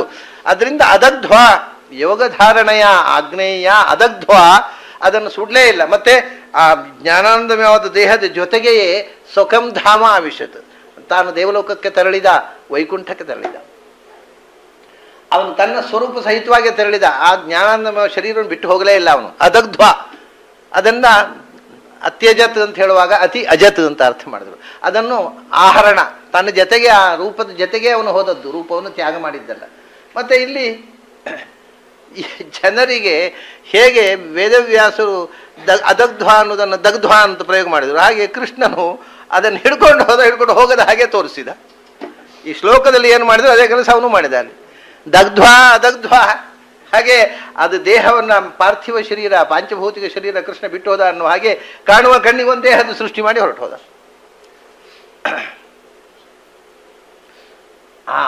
ಅಂಥ ಒಂದು ಜ್ಞಾನಾನಂದಮಯವಾದ ಶರೀರ ಭಗವಂತ ಸೃಷ್ಟಿ ಮಾಡಿ ತಾನು ಜ್ಞಾನಾನಂದಮಯ ಶರೀರನಾಗಿ ಮೇಲಕ್ಕೆ ಹೊರಟು ಹೋದ. ಯಾಕಪ್ಪ ಇದೆಲ್ಲ? ಈ ದೇಹವೇ ಅವನದ್ದು ಅಂತ ಹೇಳ್ಬೋದಲ್ವ? ನೀವೆಲ್ಲ ಈ ವೇದಾಂತಿಗಳು ಹೀಗೆ ಒಂದಕ್ಕೊಂದುವರೆ ಹೇಳೋದು, ಇರೋದು ಅಲ್ಲಿ ಇದೆ ಕೃಷ್ಣನ ಶರೀರ, ಅದಲ್ಲ ಜ್ಞಾನಾನಂದಮಯ ಶರೀರ, ಏನೋ ಬೇರೆ ಒಂದು ಹೇಳೋದು, ಅದು ಇದು ಮತ್ತೊಂದು, ಎಲ್ಲ ಈ ನಿಮ್ಮದೇ ಕಲ್ಪನೆ ಆಗೋಯ್ತಲ್ಲ. ಅಂದರೆ ಅದಕ್ಕೆ ಶುಕಾಚಾರ್ಯ ಹೇಳ್ತಾರೆ ಪರೀಕ್ಷಿತ್ ರಾಜನ ಹತ್ರ, ಬೇರೆ ಉಪಾಯ ಇಲ್ಲಪ್ಪ, ಕೃಷ್ಣನ ಶರೀರ ಇಲ್ಲಿ ಬಿಟ್ಟು ಹೋದ, ಅದನ್ನು ಅರ್ಜುನ ಬೆಂಕಿಯಲ್ಲಿ ಸುಟ್ಟ ಅಂತ ಹೇಳಲಿಕ್ಕೆ ಆಗೋದೇ ಇಲ್ಲ. ಯಾಕೆ? ರಾಜನ್ ಪರಸ್ಯ ತನುಭೃದ್ ಜನನಾಪ್ಯೇಹ ಮಾಯಾ ವಿಡಂಬನಮವೈಹಿ ಯಥಾ ನಟಸ್ಯಾನ್. ಭಗವಂತ ರಾಜನ್, ಶುಕಾಚಾರ್ಯ ಹೇಳೋದು ಪರೀಕ್ಷಿತ್ ರಾಜ ಅದಲ್ಲದೆ ಭಗವಂತನ ಪಾರ್ಥಿವ ಶರೀರ ಬಿಟ್ಟು ಇಲ್ಲಿ ಹೋದ, ಅದನ್ನು ಅರ್ಜುನ ಬಂದು ಸಂಸ್ಕಾರ ಮಾಡಿದ, ದಾಹ ಸಂಸ್ಕಾರ ಮಾಡಿದ ಅಂತ ತಿಳ್ಕೊಂಡ್ರೆ ಅದು ಮಹಾ ಅಪರಾಧ ಆಗತ್ತೆ. ಯಾಕೆ? ರಾಜನ್ ಪರಸ್ಯ ತನುಭೃದ್ ಜನನಾಪ್ಯಯೇಹ, ಪರಸ್ಯ ಅವನು ಇದೆಲ್ಲರಿಂದ ಅತೀತನಾದವ. ಈ ಪಾಂಚಭೌತಿಕವಾದಂಥ ಪ್ರಪಂಚ, ಹುಟ್ಟು ಸಾವು ಇದೆಲ್ಲದಿಂದಲೂ ಅತೀತನಾಗಿರ್ತಕ್ಕಂಥವನು. ಅಂಥವನಿಗೆ ನೀವು ತನುಭೃತ್ ಜನನಾಪ್ಯಯೇಹ, ತನುಭೃತ್ ಒಬ್ಬ ಪಾಂಚಭೌತಿಕ ಶರೀರದಿಂದ ಹುಟ್ಟಿದ ಜೀವನಂತೆ, ಜನನ ಅಪ್ಯಯೇಹ ಹುಟ್ಟು ಇರುವಂತೆ, ಸಾವು ಇರುವಂತೆ, ಎಲ್ಲ ಅಂತೆ. ತನುಭೃದ್ವತ್ ಜನನವತ್ ಅಪ್ಯಯವತ್, ಒಬ್ಬ ಮನುಷ್ಯನಂತೆ, ಸಾಮಾನ್ಯ ಮನುಷ್ಯನಂತೆ, ಜನನ ಹುಟ್ಟಿದಂತೆ, ಅಪ್ಯಯ ಮೃತಿ ಹೊಂದಿದಂತೆ, ಈ ಎಲ್ಲ ಚೇಷ್ಟ ತೋರಿಸ್ತಾನೆ ಭಗವಂತ. ಈಹ ಅಂದರೆ ವ್ಯಾಪಾರಗಳು, ಹುಟ್ಟಿದಂತೆ ತೋರಿಸ್ಲಿಲ್ವ? ದೇವಕಿಯ ಗರ್ಭದಿಂದ ಹುಟ್ಟಿದ ಹಾಗೆ ತೋರಿಸ್ಲಿಲ್ವ? ಆದರೆ ತಮದ್ಭುತಂ ಬಾಲಕಮಂಬುಜೆ ಕ್ಷಣಂ, ಅಲ್ಲೂ ಹೇಳಿದ್ದೇವೆ ನಾವು, ಹುಟ್ಟಿಲ್ಲ ಅವನು, ಗರ್ಭದಿಂದ ಹುಟ್ಟಿದ್ದಲ್ಲ. ಚತುರ್ಭುಜಂ ಶಂಖ ಗದಾದ್ಯುಧಾಯುಧಂ, ಗರ್ಭದಿಂದ ತಾಯಿಯ ಹೊಟ್ಟೆಯಿಂದ 9 ತಿಂಗಳು ಗರ್ಭವಾಸ ಮಾಡಿ ಹುಟ್ಟಿದಂತೆ ಕಾಣಿಸಿಕೊಂಡರೂ ಅಜಾಯಮಾನೋ ಬಹುಧಾ ವಿಜಾಯತೆ ಅಂತ ವೇದದಲ್ಲಿ ಹೇಳಿದ್ರು. ಅವನು ಹುಟ್ಟೋಲ್ಲ, ಆದರೂ ಹುಟ್ಟಿದಾಗ ಕಾಣಿಸ್ಕೋತಾನೆ. ಅಜಾಯಮಾನ, ಇನ್ಫ್ಯಾಕ್ಟ್ ಏನವನು ಅಜಾಯಮಾನ, ಈಸ್ ಬರ್ತ್ಲೆಸ್, ಹುಟ್ಟಿ ಇಲ್ಲ, ಆದರೆ ಬಹುಧೋ ವಿಜಾಯತೆ, ನಾನಾ ಬಗೆಯಿಂದ ಹುಟ್ಟಿದಾಗ ಕಾಣ್ತಾನೆ. ಯಾರ್ಯಾರಿಗೋ ಮಗನಾಗಿ ಹುಟ್ಟಿದ ಹಾಗೆ, ಇನ್ನೇನೋ ಆಗಿ, ಒಮ್ಮೊಮ್ಮೆ ಯಾರ್ಯಾರಿಗೂ ಕಂಬದ ಮಗನಾಗಿ ಹುಟ್ಟುತ್ತಾನೆ. ಅವನಿಗೆ ಅಪ್ಪ ಅಮ್ಮನೇ ಬೇಕು ಅಂತಿಲ್ಲ, ಕಂಬ ಆದರೆ ಕಂಬ, ಯಾವುದಲ್ಲೂ ಬರ್ತಾನೆ. ಹಾಗಾದರೆ ಎಲ್ಲ ಕಡೆಯೂ ಅಷ್ಟೇ, ಅವನಿಗೆ ಈ ತಾಯಿಯ ಹೊಟ್ಟೆಯ ಒಂದು ಕಂಬ ಇದ್ದ ಹಾಗೆ, ಅದು ಇನ್ನೇನಲ್ಲ, ಅಷ್ಟೇ ಕಂಬವು ಆಗುತ್ತೆ ತಾಯಿ ಹೊಟ್ಟೆ. ಜನರಿಗೆ ಅಭಿವ್ಯಕ್ತಿಗೆ ಒಂದು ಅಧಿಷ್ಠಾನ ಯಾರನ್ನೋ ಭಗವಂತ ಉಪಯೋಗಿಸ್ಕೊಳ್ತಾನೆ, ಅದರಿಂದ ಬರ್ತಾನೆ ಅಷ್ಟೇ. ಅದರಿಂದ ತನುಭೃತು ಜನನ ಅಪ್ಯಯ ಈಹ, ಒಬ್ಬ ಜೀವದಂತೆ, ಸಾಮಾನ್ಯ ಮನುಷ್ಯನಂತೆ, ಜನನದಂಥ ಚೇಷ್ಟೆ. ಜನನ ಅಪ್ಯಯ ಅಂದರೆ ಹುಟ್ಟು ಸಾವಿನ ಚೇಷ್ಟೆ ಅಲ್ಲ, ಯಾಕಂದರೆ ಭಗವಂತನ ಹುಟ್ಟು ಸಾವಿನ ಚೇಷ್ಟೆ ಇಲ್ಲ. ಹುಟ್ಟಿದಂತೆ ಚೇಷ್ಟೆ, ಅಪ್ಯಯ ಸತ್ತಂತೆ ಚೇಷ್ಟೆ, ವ್ಯಾಪಾರ. ಹುಟ್ಟಿದಂತೆ ಯಾವುದೋ ಒಂದು ದೇಹದ ಮೂಲಕ ಹುಟ್ಟಿದಂತೆ, ಆ ದೇಹ ತ್ಯಾಗ ಮಾಡಿ ಅಲ್ಲಿಂದ ಆ ದೇಹವನ್ನು ತ್ಯಾಗ ಮಾಡಿ ಮೃತಿಯನ್ನು ಪಡೆದಂತೆ ಏನು ಭಗವಂತ ಚೇಷ್ಟೆಗಳನ್ನು, ವ್ಯಾಪಾರಗಳನ್ನು ತೋರಿಸ್ತಾನೆ. ಇದು ಸತ್ಯ ಅಂತ ತಿಳ್ಕೋಬೇಡಪ್ಪ. ಮತ್ತೆ ಪರಸ್ಯ ಮಾಯಾ ವಿಡಂಬನಂ, ಇದು ಭಗವಂತನ ಮಾಯೆ. ಮಾಯೆ ಅಂತಂದರೆ ಭಗವಂತನ ಇಚ್ಛೆ. ಈ ಮಾಯಾ ಅಂತಂದರೆ ತವೇಚ್ಛಾನಂತ ಗಚ್ಚಿತೆ. ಮತ್ತೊಂದು ಮಾಯಾತು ಮಹಿಮಾ ಪ್ರವೃತ್ತ, ಭಗವಂತನ ಅಚಿಂತ್ಯ ಶಕ್ತಿಯ ಆವಿಷ್ಕಾರಗಳಿವೆಲ್ಲ ಅವನ ಇಚ್ಛಾಶಕ್ತಿಯಿಂದ ಅವನಾಗಿ ನಡೆಸ್ಕೊಳ್ತಾನೆ. ಅದು ನಮಗೆ ಮಾಯೆ ಕಣ್ಕಟ್ಟಾಗಿ ಇದ್ದದ್ದು ಒಂದು, ಕಾಣುವುದು ಒಂದಾಗಿ ನಾವು ಅಜ್ಞಾನಕ್ಕೊಳಗಾಗ್ತೇವೆ. ಇದು ಭಗವಂತನ ವಿಡಂಬನ ಅಂತ. ವಿಡಂಬನ ಅಂದರೆ ಆ್ಯಕ್ಟಿಂಗ್. ಅದು ಹೇಳ್ತಾರೆ ಬಹಳ ಬ್ಯೂಟಿಫುಲ್ಲಾಗಿ ಶುಕಾಚಾರ್ಯ ಹೇಳ್ತಾರೆ, ಯಥಾ ನಟಸ್ಯ ಅಂತ. ಇವಾಗ ನಾಟಕದಲ್ಲಿ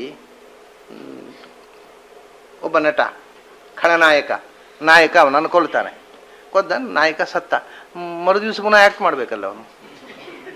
ಸಾಯಲಿಲ್ಲ, ಸತ್ತ ಹಾಗೆ ಆ್ಯಕ್ಟ್ ಮಾಡಿದ ಹಾಗೆ ಭಗವಂತನು ಅಂತ. ಅವನದು ನಾಟಕದಲ್ಲಿ ಒಬ್ಬ ಆ್ಯಕ್ಟರ್ ಸಾಯ್ತಾನ ದಿನಾಲು. ನಾವು ಚಿಕ್ಕವರಿದ್ದಾಗ ನಮಗೆ ಹಾಗೆ ಭ್ರಮೆ ಆಗ್ತಿತ್ತು. ನಾನು ಚಿಕ್ಕವನಿದ್ದಾಗ ಒಂದು ನಾಟಕ ಕರ್ಕೊಂಡು ಹೋಗಿದ್ಲು ನನ್ನ ಅಮ್ಮ. ನಾನು 2-3 ವರ್ಷದ ಮಗು. ಅದು ಯಾವುದು ಅಂದರೆ ಯಾವುದೋ ಒಂದು ಕೃಷ್ಣ ಯುದ್ಧದ ಕಥೆ, ಮಹಾಭಾರತ ಯುದ್ಧದಲ್ಲಿ ಜಯದ್ರಥ ವಧೆ. ನಾನು 2-3 ವರ್ಷದ ಮಗು. ಇದು 60 ವರ್ಷದ ಹಿಂದೆ ನೋಡಿ ನಾಟಕ, ಈಗಲೂ ನೆನಪಿದೆ ನೋಡಿ. ಆ ನಾಟಕದಲ್ಲಿ ಜಯದ್ರಥ ವಧೆ. ಜಯದ್ರಥ ಅಡಗಿ ಕೂತಿದ್ದಾನೆ. ಸೂರ್ಯಾಸ್ತ ಆಗೋ ತನಕ ಹೊರಗೆ ಬರಬೇಡ ಅಂತ ಅವನ್ನೆಲ್ಲ ಅಡಗಿಸಿ ಕೂತಿಡಿಸಿಬಿಟ್ಟಿದ್ದಾರೆ. ಕೃಷ್ಣ ಅರ್ಜುನ ರಥದಲ್ಲಿ ಬಂದು ನಿಂತಿದ್ದಾರೆ. ಈ ದೃಶ್ಯ ನನಗೆ ಈಗಲೂ ಕಣ್ಣಿಗೆ ಕಟ್ತಾ ಇದೆ.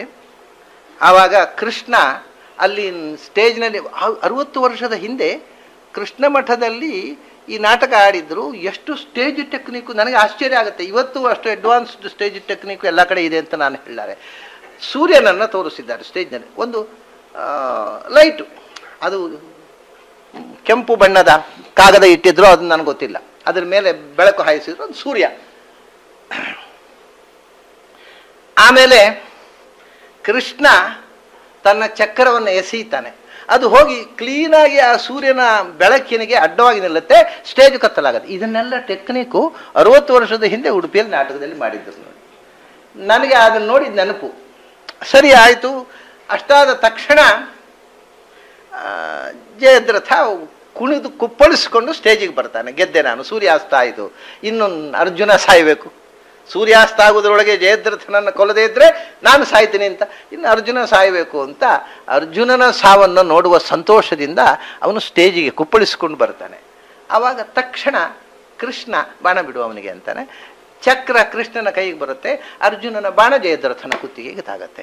ಈ ನನಗೆ ಈಗ ನೆನಪಿರುವ ಪ್ರಕಾರ ಇದು ಇನ್ನೂ ಆಶ್ಚರ್ಯ, ಅದು ಸೂರ್ಯನದಲ್ಲ, ಜಯದ್ರಥನ ಕುತ್ತಿಗೆ ಅವನ ದೇಹದಿಂದ ಹಾರಿ ಹೋದದ್ದ ದೃಶ್ಯವನ್ನು, ಆ ವಿಷುವಲ್ ಇಫೆಕ್ಟನ್ನು ಮಾಡಿದ್ರು. ನನಗೆ ಅದನ್ನು ನೋಡಿ ನಾನು ಸತ್ಯ ಅಂತ ತಿಳ್ಕೊಂಡೆ. ಜಯದ್ರಥನ ತಲೆ ಹಾರಿಸಿಬಿಟ್ರು. ನನಗೆ ಸಿಟ್ಟು ಮಠದ ಸ್ವಾಮಿಗಳ ಮೇಲೆ. ಅಲ್ಲ, ದಿನಕ್ಕೊಂದು ನಾಟಕ ಆಡಿಸಿ ಒಬ್ಬೊಬ್ಬರನ್ನ ಕೊಲ್ತಾರಲ್ಲ ಈ ಸ್ವಾಮಿಗಳು ಅಂತ ನಾನು ಜೋರಾಗಿ ಹತ್ತಿದ್ದೆ. ಅಮ್ಮನ ಹತ್ರ ಜಗಳಾಡಿದ್ದೆ. ದೇವರು ದೇಹತ್ಯಾಗ ಮಾಡಿದಾದ್ರೆ ಈ ನಾಟಕ ಅದೇ. ನಾನು ಆವಾಗ ಅಮ್ಮನ ಹತ್ರ ಜಗಳಾಡಿದ್ದೆ, ಯಾಕೆ ಈ ನಾಟಕಕ್ಕೆ ಕರ್ಕೊಂಡು ಬಂದು, ದಿನಕ್ಕೊಬ್ಬರನ್ನ ಕೊಲ್ತಾರೆ ಇಲ್ಲಿ, ಪಾಪ ಅವನ ತಲೆ ಹಾರಿಸಿಬಿಟ್ರು, ನಾಳೆ ಪುನಃ ಜಯದ್ರಥ ಹೋದಾಗ ಇನ್ನೊಬ್ಬನ ತಲೆ ಹಾರಿಸ್ಬೇಕು, ಇದು ಎಂಥದ್ದು ಮಠದವರು ಮಾಡೋದು ಅಂತ ಜೋರಾಗಿ ಹತ್ತಿದ್ದೆ. ಈಗ ಆಗ ಅತ್ತದ್ದನ್ನು ನೆನಪಿಸ್ಕೊಂಡು ನಗು ಬರುತ್ತಲ್ಲ. ಶುಕಾಚಾರ್ಯ ಹೇಳ್ತಾರೆ, ಹಾಗೆಯಪ್ಪ ಭಗವಂತ ಸತ್ತ ಅಂತ ಮಗುವಾಗಿದ್ದ ಕಂಡು. ಈಗ ಶುಕಾಚಾರ್ಯ ಹೇಳ್ತಾರೆ, ನೀವು ಆ ರೀತಿ ಮಾತಾಡಿದ್ರೆ ನನಗೆ ನಗು ಬರುತ್ತೆ. ಯಾಕೆಂದ್ರೆ ದೊಡ್ಡ ನಾಟಕಕಾರ ಅವನು ಯಥಾ ನಟಸ್ಯ. ಅವನು ಹುಟ್ಟಿದ ಹಾಗೆ ತೋರಿಸ್ತಾನೆ, ಸತ್ತ ಹಾಗೆ ತೋರಿಸ್ತಾನೆ, ಏನು ಬೇಕಾದ್ರೆ ಮಾಡ್ತಾನೆ. ಅವನ ನಾಟಕ ಅನ್ನುವಂಥದ್ದು ಸಾಟಿ ಇಲ್ಲದ ನಾಟಕ, ಯಥಾ ನಟಸ್ಯ. ಅದರಿಂದ ಸೃಷ್ಟ್ವಾತ್ಮನ ಇದಮನುಪ್ರವಿಶ್ಯ ಸೃಷ್ಟ್ವಾತ್ಮನೇದಮನುವಿಶ್ಯ ವಿಹೃತ್ಯ ಜಾಂತೆ ಸಂಹೃತ್ಯ ಚ ಆತ್ಮಮಹಿನ ಉಪರತಸ್ ಆಸ್ತೆ. ಸೃಷ್ಟ್ವಾ ಇದಂ ಆತ್ಮನ, ತನ್ನ ಒಳಗೆ ಉದರದೊಳಗೆ ಇದ್ದಂಥ ತಸ್ಯೋದರಸ್ಥ ಜಗತಃ, ತನ್ನ ಉದರದ ಒಳಗೆ ಇಟ್ಟಿರ್ತಕ್ಕಂಥ ಇಡೀ ಸಮಸ್ತ ಪ್ರಪಂಚವನ್ನು ಆರಂಭ ಕಾಲದಲ್ಲಿ ಸೃಷ್ಟಿ ಮಾಡ್ತಾನೆ. ಸೃಷ್ಟ್ವಾ ಆತ್ಮನ ಇದಂ. ಆಮೇಲೆ ತನ್ನ ಮೂಲ ರೂಪದಿಂದಲೇ ತನ್ನನ್ನು ನಾನಾ ರೂಪಗಳನ್ನು ಸೃಷ್ಟಿ ಮಾಡ್ತಾನೆ. ಆತ್ಮನಃ ರೂಪಾಣಿ ಸೃಷ್ಟ್ವ ಇದಂ ಅನುವಿಶ್ಯ ತತ್ ಸೃಷ್ಟ್ವಾ ತದೇವಾನು ಪ್ರಾವಿಶತ್. ಒಂದೊಂದು ವಸ್ತುವಿನ ಒಳಗೂ ಒಂದೊಂದು ರೂಪದಿಂದ ಪ್ರವೇಶ ಮಾಡ್ತಾನೆ. ಪ್ರವೇಶ ಮಾಡಿ ವಿಹೃತ್ಯ, ಅದರಲ್ಲಿ ತಾನು ಒಂದೊಂದು ವಸ್ತುವಿನಲ್ಲಿ ಒಂದೊಂದು ರೀತಿಯಿಂದ ಲೀಲೆ. ಅದು ಜಡ ವಸ್ತು ಇದ್ದರೂ ಅದರೊಳಗೆ ತದ್ರೂಪನಾಗಿ, ಚೇತನ ಇದ್ದರೆ ಚೇತನದೊಳಗೆ ಆ ಚೇತನದ ಲೀಲೆಗಳಲ್ಲಿ ತಾನು ಪಾಲುಕೊಂಡು ತಾನು ಲೀಲೆಯಾಡಿ ಆ ಚೇತನದಿಂದ ಲೀಲೆಯಾಡಿಸಿ ಅಂತೇ ಸಂಹೃತ್ಯ, ಕೊನೆಗೆ ಅದನ್ನು ಸಂಹಾರ ಮಾಡಿ ಅಲ್ಲಿ ಇರತಕ್ಕಂಥ ರೂಪಗಳೆಲ್ಲ ಪುನಃ ಮೂಲ ರೂಪದಲ್ಲಿ ಏಕೀಭಾವಗೊಳಿಸಿ ಆತ್ಮಮಹಿನಾ ಉಪರತಃ ಸ ಆಸ್ತಿ. ಆತ್ಮಮಹಿಮೆ ಹೀಗೆ ಸೃಷ್ಟಿಯಾಗುವಾಗ ಅವ್ರ ಜೊತೆಗೆ ತಾನು ಹುಟ್ಟುತ್ತಾನೆ, ಅದು ನಾಶವಾದಾಗ ತಾನು ಅದರಿಂದ ವಿಡ್ರಾ ಮಾಡಿಕೊಳ್ತಾನೆ. ಹುಟ್ಟು ಸಾವು ಇಲ್ಲದೇ ಇದ್ದರೂ ಹುಟ್ಟುವವರಿಗೆ ಹುಟ್ಟಿ ಸಾಯುವವರಿಗೆ ಸತ್ತ ಹಾಗೆ ಅಭಿನಯಿಸಿ ಆ ಹುಟ್ಟಿ ಸಾಯುವ ತನಕ ಅವರು ಒಳಗಿದ್ದವರು ಮಾಡಬೇಕಾದ ಸಮಸ್ತ ವ್ಯಾಪಾರಗಳನ್ನು ಮಾಡಿ ಎಲ್ಲ ಕಾಲದಲ್ಲೂ ಆತ್ಮಮಹಿನಾ ಉಪರತಃ, ತನ್ನ ಆತ್ಮಮಹಿಮೆ ಸ್ವಸಾಮರ್ಥ್ಯದಿಂದ, ಅದೇ ಮಾಯಾವಿಡಂಬನಂ, ಸ್ವಸಾಮರ್ಥ್ಯದಿಂದ ನಿರಂತರ ಸ್ವರೂಪಾನಂದದಲ್ಲಿ ರತನಾಗಿ ಇರ್ತಾನೆ. ಯಾವತ್ತೂ ಯಾವ ದುಃಖದ ಸ್ಪರ್ಶವೂ ಇಲ್ಲ, ಯಾವ ಹುಟ್ಟು ಯಾವ ಸಾವೂ ಇಲ್ಲ. ಆದರೆ ಎಲ್ಲ ಕಡೆ ಎಲ್ಲರ ವಸ್ತುವಿನ ಜೊತೆಗೆ ತಾನು ಹುಟ್ಟಿದ ಹಾಗೆ, ನಾಶವಾದಾಗ ತಾನು ಅದರ ಜೊತೆಗೆ ತಾನು ನಾಶವಾದ ಹಾಗೆ ಏನೇನೋ ನಾಟಕಗಳನ್ನು ತೋರಿಸ್ತಾನೆ ಭಗವಂತ. ಅವನು ದೊಡ್ಡ ನಾಟಕದ ಸೂತ್ರಧಾರ ಅನ್ನೋದನ್ನು ತಿಳ್ಕೊಂಡು ನೀನು ನೋಡಿದರೆ ಭಗವಂತ ಹುಟ್ಟಿದ್ದೂ ಇಲ್ಲ, ಭಗವಂತನಿಗೆ ನಾಶವೂ ಇಲ್ಲ ಅನ್ನೋದು ಅರ್ಥವಾಗುತ್ತೆ. ಅದರಿಂದ ತಥಾಪಿ ಅಶೇಷ ಸ್ಥಿತಿ ಸಂಭವಾಪ್ಯಯೇಷು ಅನನ್ಯ ಹೇತು ಯದಶೇಷ ಶಕ್ತಿ ಅಂತ. ತಥಾಪಿ ಅಶೇಷ ಸ್ಥಿತಿ ಸಂಭವ ಅಪ್ಯಯೇಷು, ಎಲ್ಲ ವಸ್ತುಗಳ ಸಮಸ್ತ ಜಗತ್ತಿನ ಜೀವ ಜಡ ಚರಾಚರಾತ್ಮಕವಾದ ಸಮಸ್ತ ಪ್ರಪಂಚದ ಸ್ಥಿತಿ ಸಂಭವ ಅಪ್ಯಯೇಷು, ವಸ್ತುವಿನ ಇರವು, ಸಂಭವ ವಸ್ತುವಿನ ಸೃಷ್ಟಿ, ಅಪ್ಯಯ ವಸ್ತುವಿನ ನಾಶ. ಈ ಎಲ್ಲ ಸ್ಥಿತಿಗಳಲ್ಲೂ ಕೂಡ ಅದರ ಒಳಗೆ ಅವನಿರ್ತಾನೆ. ಅನನ್ಯ ಹೇತು, ಅದರ ಸ್ಥಿತಿಗೂ ಅವನ ಕಾರಣ, ಅದರ ಹುಟ್ಟಿಗೂ ಅವನ ಕಾರಣ, ಹುಟ್ಟಿ ಸಾಯೋ ತನಕ ಇರೋದಕ್ಕೂ ಅವನ ಕಾರಣ, ಅದು ಸಾಯೋದಕ್ಕೂ ಅವನ ಕಾರಣ. ಸ್ಥಿತಿ ಸಂಭವ ಅಪ್ಯಯೇಷು ಅನನ್ಯ ಹೇತು ಅಂತ. ಅಲ್ಲ, ತುಂಬ ಕಾರಣಗಳು ಇರ್ತವೆ, ಅವೆಲ್ಲ ಸಾವಕಾಶವಾದಂಥ ಹೇತು. ಅನನ್ಯ ಹೇತು ಇವನು ಒಂದರು. ಉಳಿದ ಕಾರಣಗಳೆಲ್ಲ ಪರಾಧೀನವಾದ 1000 ಕಾರಣಗಳಿರ್ತಾವೆ. ಒಂದು ವಸ್ತು ಹುಟ್ಟಬೇಕಾಗಿದ್ದರೆ, ನಮಗೆ ಈ ಪಾಂಚಭೌತಿಕ ಶರೀರ ಬರಬೇಕಾಗಿದ್ದರೆ ನಾವೇ ಮಾಡಿರ್ತಕ್ಕಂಥ ಪುಣ್ಯ ಪಾಪಗಳು, ನಮ್ಮದೇ ಕರ್ಮಗಳು, ಅಷ್ಟೇ ಅಲ್ಲ ನಮ್ಮ ಹುಟ್ಟಿಗೆ ಕಾರಣರಾದಂಥ ನಮ್ಮ ತಂದೆ ತಾಯಿಯ ಪ್ರಾರಬ್ಧ ಕರ್ಮಗಳು, ಅವರ ಪ್ರಾರಬ್ಧ ಕರ್ಮಗಳು, ಹೀಗೆ ಸಾವಿರಾರು ಕಾರಣಗಳಿರ್ತಾವೆ ಒಂದು ವಸ್ತು ಹುಟ್ಟಬೇಕಾಗಿದ್ದರೆ. ಕಾಲ, ಸ್ವಭಾವ, ಪಂಚಭೂತಗಳು ಎಲ್ಲವೂ ಕಾರಣ. ಆದರೆ ಅನನ್ಯ ಹೇತು, ಅವೆಲ್ಲ ಪರಾಧೀನವಾದ ಕಾರಣಗಳು. ಎಲ್ಲಕ್ಕೂ ಮೂಲಭೂತವಾಗಿರತಕ್ಕಂಥ ಕಾರಣ ಭಗವಂತ. ಅದರಿಂದ ಅವನನ್ನು ಅನನ್ಯ ಹೇತು ಅಂತ ಕರೀತಾರೆ. ಸ್ಥಿತಿ ಸಂಭವ ಅಪ್ಯಯೇಷು ಅನನ್ಯ ಹೇತು ಯತ್ ಅಶೇಷ ಶಕ್ತಿ ಧೃಕ್. ಯಾಕೆಂದರೆ ಉಳಿದವರಿಗೆ ಯಾರಿಗೂ ಕೂಡ ಏಕದೇಶದಲ್ಲಿ ಏನೋ ಒಂದು ಸ್ವಲ್ಪ ಕೆಲಸ, ಒಂದು ಸಾಮಾನ್ಯ ಶಕ್ತಿ ಪ್ರದರ್ಶನ ಮಾಡಬಹುದು. ದೇವತೆಗಳು ಕೂಡ ಏನೋ ಕಿಂಚಿತ್ ಶಕ್ತಿಯಿಂದ ಅವರು ತಮ್ಮ ಕಾರ್ಯದಲ್ಲಿ ವ್ಯಾಪೃತರಾಗಬಹುದು. ಅಶೇಷ ಶಕ್ತಿ ಅನ್ನೋದು ಚತುರ್ಮುಖನಿಗೆ ಕೂಡ ಇಲ್ಲ. ಇಡೀ ಜಗತ್ತನ್ನು, ಬ್ರಹ್ಮಾಂಡವನ್ನು ಸೃಷ್ಟಿ ಮಾಡಿದಂತಹ ಚತುರ್ಮುಖನಿಗೆ ಕೂಡ ಅಶೇಷ ಶಕ್ತಿ ಇಲ್ಲ. ಅದು ಭಗವಂತನು ಕೊಟ್ಟ ಶಕ್ತಿ. ಈ ಒಂದು ಮಾತಿದೆ ಉಪನಿಷತ್ನಲ್ಲಿ, ತಸ್ಮಿನ್ ಅಪೋ ಮಾತರಿಶ್ವಾ ದಧಾತಿ ಅಂತ. ಇದಕ್ಕೆ ಕೆಲವರು ಈ ಮಂತ್ರಕ್ಕೆ ಒಂದು ರೀತಿಯಿಂದ ತಮ್ಮದೇ ಆದ ಒಂದು ಅರ್ಥ ಮಾಡ್ತಾರೆ. ಅದು ತಪ್ಪಲ್ಲ. ಏನು ಅಂದರೆ, ಅಪಹ ಮಾತರಿಶ್ವಾ ದಧಾತಿ. ಅಪಹ ಅಂದರೆ ಆಪ ಪುರುಷ ವಜಸೋ ಭವಂತಿ. ಅಪ್ಪು ಅಂದರೆ ಅಪ್ಪು ಉಪಲಕ್ಷಿತವಾದ ಸಮಸ್ತ ಪಂಚಭೂತಗಳು, ಪಂಚಭೂತಾತ್ಮಕವಾದ ಸಮಸ್ತ ಪ್ರಪಂಚ. ಅಪಹ ಅಂದರೆ ಸಮಸ್ತ ವಿಶ್ವ ಅಂತ ಅರ್ಥ ಮಾಡಿ. ಜಲ ಮಾತ್ರ ಅಲ್ಲ, ಅಪಯೇವ ಸಸರ್ಜಾದೋ ಅಂತ, ಅದು ಪ್ರಥಮ ಸೃಷ್ಟಿ. ಅಪುಪಲಕ್ಷಿತವಾದ ಸಮಸ್ತ ಚರಾಚರಾತ್ಮಕವಾದಂಥ ಸಮಸ್ತ ವಿಶ್ವವನ್ನ ಮಾತರಿಶ್ವಾದ ಧಾತಿ ವಾಯುದೇವರು ಧಾರಣೆ ಮಾಡಿದ್ದಾರೆ. ಹೌದಾ? ಆಮೇಲೆ ಅಲ್ಲ ಅಂದು, ಯಾಕೆ? ತಸ್ಮಿನ್ ಮಾತರಿಶ್ವಾದ ಧಾತಿ, ವಾಯುದೇವರು ಧಾರಣೆ ಮಾಡ್ತಾರೆ ನಿಜ. ಆದರೆ ಹೇಗೆ ಧಾರಣೆ ಮಾಡಿದರು ಅಂದರೆ, ತಸ್ಮಿನ್ ಆ ಪರಮಾತ್ಮನಲ್ಲಿ ಆಶ್ರಯಿಸಿಕೊಂಡಿದ್ದು ಧಾರಣೆ ಮಾಡಿದ್ದಾರೆ. ಪರಮಾತ್ಮನ ಆಶ್ರಯ ಇಲ್ಲದೇ ಇದ್ದರೆ ಸ್ವತಂತ್ರವಾಗಿ ಧಾರಣೆ ಮಾಡಲಿಕ್ಕೆ ಆಗ್ತಿರ್ಲಿಲ್ಲ ಅಂತ. ಹಾಗೆ ಇಡೀ ಜಗತ್ತನ್ನು ಧಾರಣೆ ಮಾಡತಕ್ಕ ಶಕ್ತಿ ವಾಯುದೇವರಿಗಿದೆ, ಇಡೀ ಜಗತ್ತನ್ನು ಸೃಷ್ಟಿ ಮಾಡತಕ್ಕಂಥ ಶಕ್ತಿ ಚತುರ್ಮುಖನಿಗಿದೆ. ಅದು ತಸ್ಮಿನ್ ಆಶ್ರಿತ್ಯ, ಆ ಆಧಾರಭೂತನಾಗಿರತಕ್ಕಂಥ ಭಗವಂತನಲ್ಲಿ ನೆಲೆಗೊಂಡು ಅವನ ಆಶ್ರಯದಂತೆ ಇವರು ಮಾಡುವವರು ಹೊರತು ನಿರಾಲಂಬರಾಗಿ ಮಾಡುವವರಲ್ಲ. ಕಿಂ ಸ್ವಿದಾಸೀದ್ ಅಧಿಷ್ಠಾನಂ, ಅದು ಅಧಿಷ್ಠಾನ ಇಲ್ಲದೆ ಮಾಡುವವನು ಅವನೊಬ್ಬನೇ. ಎಲ್ಲಿ ನಿಂತು ಮಾಡಿದ ಜಗತ್ತನ್ನು ಸೃಷ್ಟಿ ಮಾಡಿದ, ಎಲ್ಲಿ ನಿಂತು ಮಾಡಿದ ಅಂದರೆ ಸ್ವೇ ಮಹಿಮ್ನಿ ಸ್ಥಿತ. ಅವನು ತನ್ನ ಮಹಿಮೆಯಲ್ಲಿ ತಾನು ನಿಂತ. ಇನ್ನೊಂದು ನಿಲ್ಲಿಕ್ಕೆ ಏನೋ ಮರದ ಟೊಂಗೆ ಏನು ಬೇಕೇನೋ ನಿಲ್ಲಿಕ್ಕೆ. ಹಾಗೆ ಭಗವಂತ ಅವನು ಅಶೇಷ ಶಕ್ತಿ ಧೃಕ್ ಅಂದರು. ಉಳಿದವರಲ್ಲಿ ಆ ಅಶೇಷ ಶಕ್ತಿ ಇಲ್ಲ. ಅವರಲ್ಲಿ ಇರತಕ್ಕಂಥದ್ದು ಶೇಷಶಕ್ತಿ. ಆ ಶೇಷಶಕ್ತಿ ಕೂಡ ಭಗವದ್ದತ್ತ.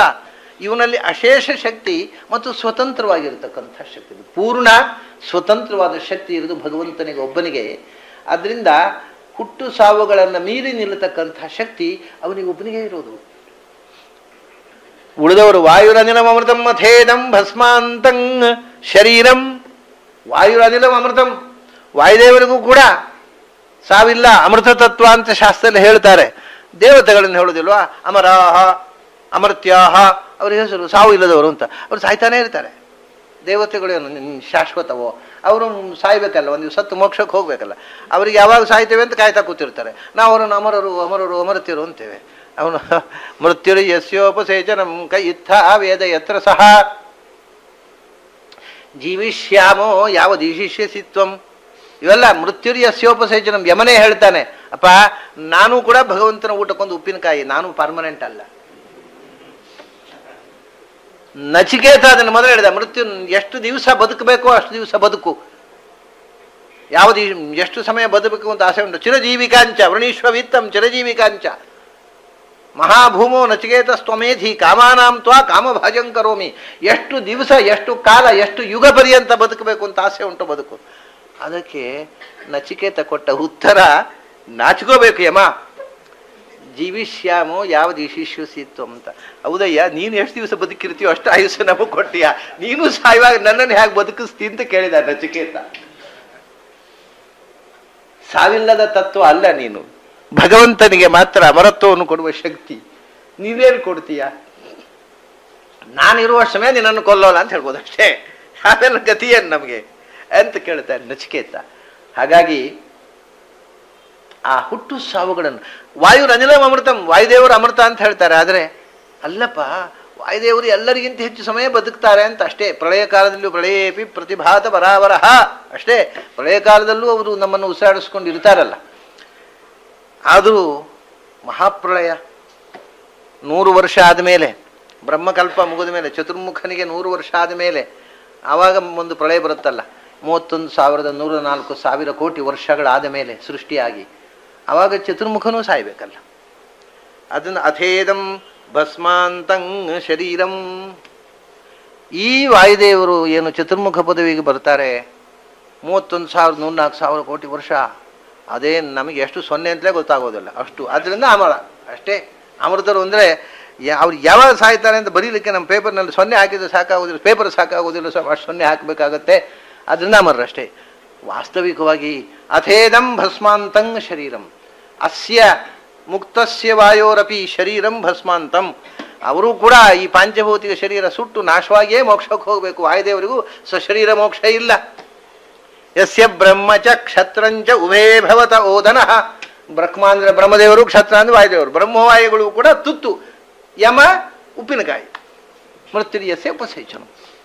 ಹೀಗೆ ಸರ್ವವೂ ಉತ್ಪತ್ತಿ ನಾಶಕಕ್ಕೆ ಬದ್ಧವಾಗಿರತಕ್ಕಂಥದ್ದು. ಅದರಿಂದ ಅತೀತನಾದವ ಪರಸ್ಯ, ಅದರಿಂದ ಅತೀತನಾಗಿರ್ತಕ್ಕ ಅವನು ಒಪ್ಪನೆಯಪ್ಪ. ಅಶೇಷ ಶಕ್ತಿ ಧೃಕ್. ಉಳಿದವರಿಗೆ ಹುಟ್ಟು ಸಾವುಗಳನ್ನು ಮೀರುವ ಶಕ್ತಿ ಇಲ್ಲ. ಅದು ಭಗವಂತನಿಗೆ ಒಬ್ಬನಿಗೆ ಇರೋದು. ಆಶ್ಚರ್ಯ.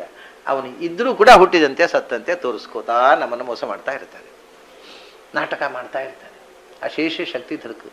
ಅದನ್ನು ನೋಡಿ ಇಲ್ಲಿ ಏನು ಮಾಡಿದ, ಅವನಿಗೆ ಕೆಲವು ಮಾಡಬೇಕು ಅಂತಂದ್ರೆ ಅವನ ಇಚ್ಛೆ ಪ್ರಕಾರ ಮಾಡ್ತಾನೆ, ನಮಗೆ ಗೊಂದಲ ಮಾಡಿಬಿಡ್ತಾನೆ. ಯಾಕೆ ನೈಚ್ಛತ್ ಪ್ರಣಯ ಒಪರತ್ರ ಶೇಷಿತಂ. ಈಗ ಇಲ್ಲೆಲ್ಲ ಅವನು ತಾನು ತನ್ನ ಸ್ವರೂಪಾನಂದದಿಂದ ಹೊರಟು ಹೋದ ಅಲ್ವಾ. ಹಾಗೆಯೇ ಇವ್ರನ್ನು ಕರ್ಕೊಂಡು ಹೋಗೋದಿತ್ತಲ್ಲ ಸಶರೀರಾಗಿ. ಭಗವಂತನಿಗೆ ಸಾಧ್ಯ ಇದೆ. ಬಲರಾಮಾದಿಗಳನ್ನು ಕೂಡ ಅವರು ಸಶರೀರ ಕರ್ಕೊಂಡು ಹೋಗೋದಿತ್ತು. ಸಶರೀರ ಕರ್ಕೊಂಡು ಹೋಗಿ ಆಮೇಲೆ ಅವ್ರನ್ನ, ಈಗ ಇವನು ದೇವಲೋಕದಲ್ಲಿ ಸಶರೀರಾಗಿ ಹೋಗೋದೇನು ಹೊಸತಲ್ಲ. ಧರ್ಮರಾಜ ಹೋಗಿದ್ದಾನೆ, ಭೀಮಾದಿಗಳು ಹೋಗಿಲ್ಲ. ಧರ್ಮರಾಜ ಸಶರೀರಾಗಿ ಹೋಗಿದ್ದಾನೆ, ದೇವಲೋಕಕ್ಕೆ ಸಶರೀರಾಗಿ ಹೋಗಿದ್ದಾನೆ.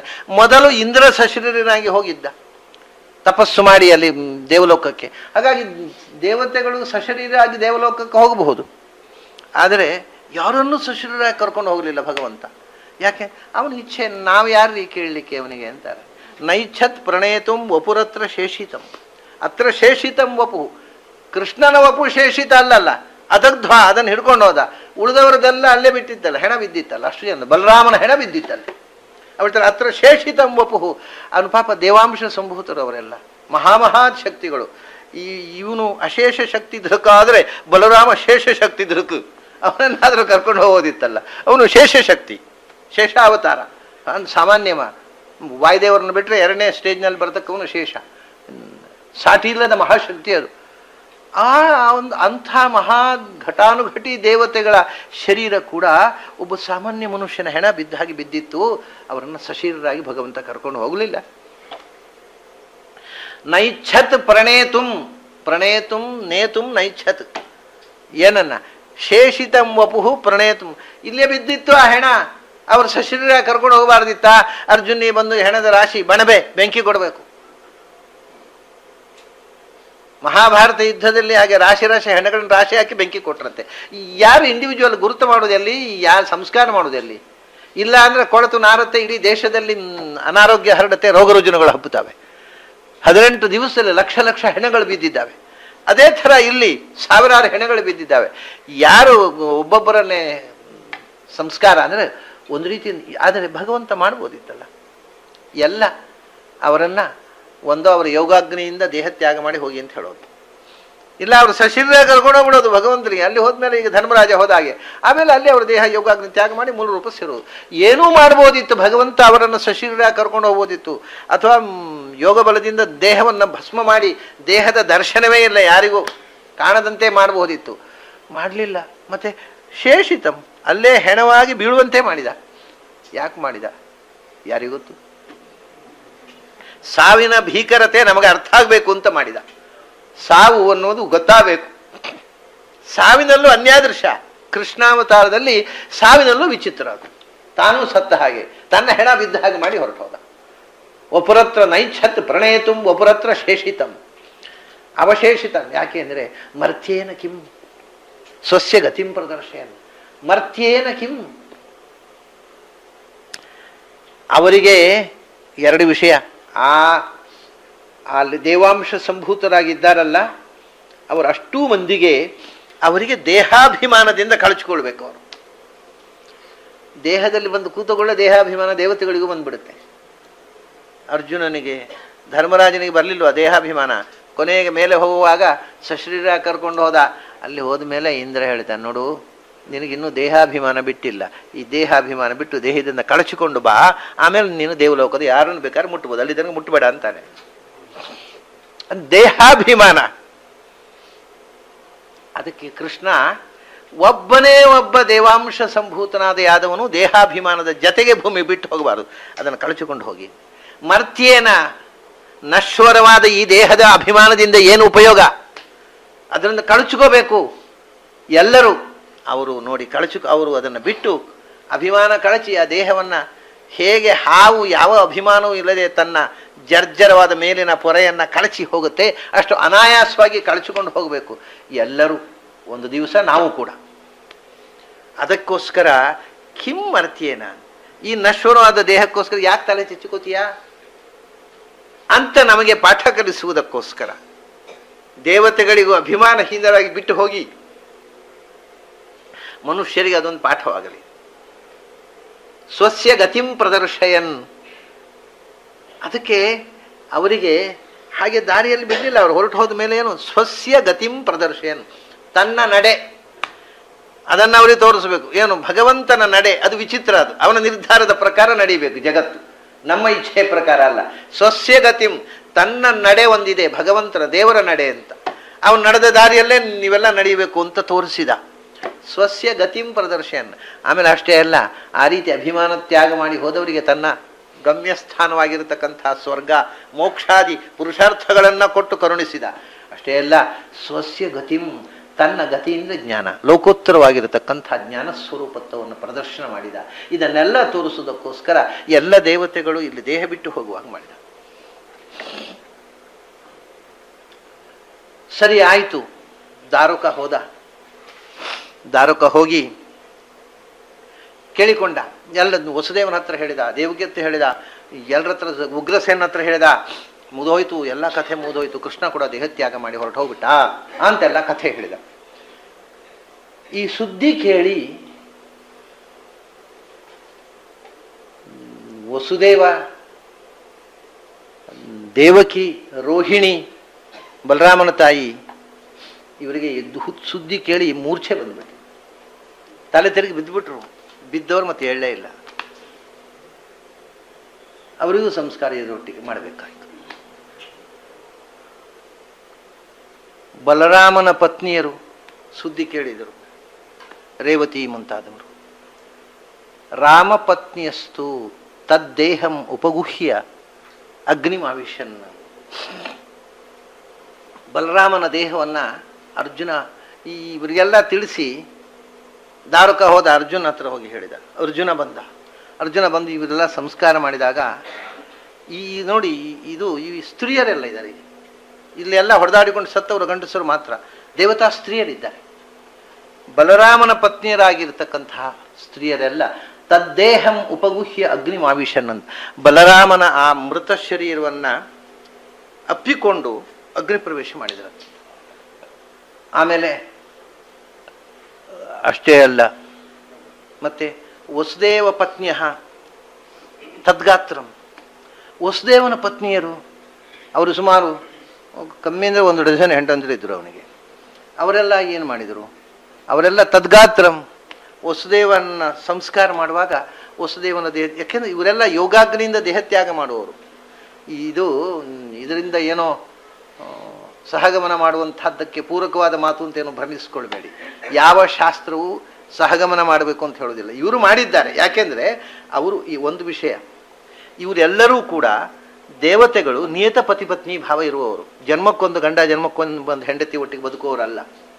ಆದ್ದರಿಂದ ಅವರು ನಿಯತ ಪತಿಪತ್ನಿ ಭಾವ ಇರುವವರು ಮತ್ತು ಯೋಗಾಗ್ನಿಯಿಂದ ದೇಹತ್ಯಾಗ ಮಾಡೋದು ಸಹಜ ಕ್ರಿಯೆ ಅಷ್ಟೇ.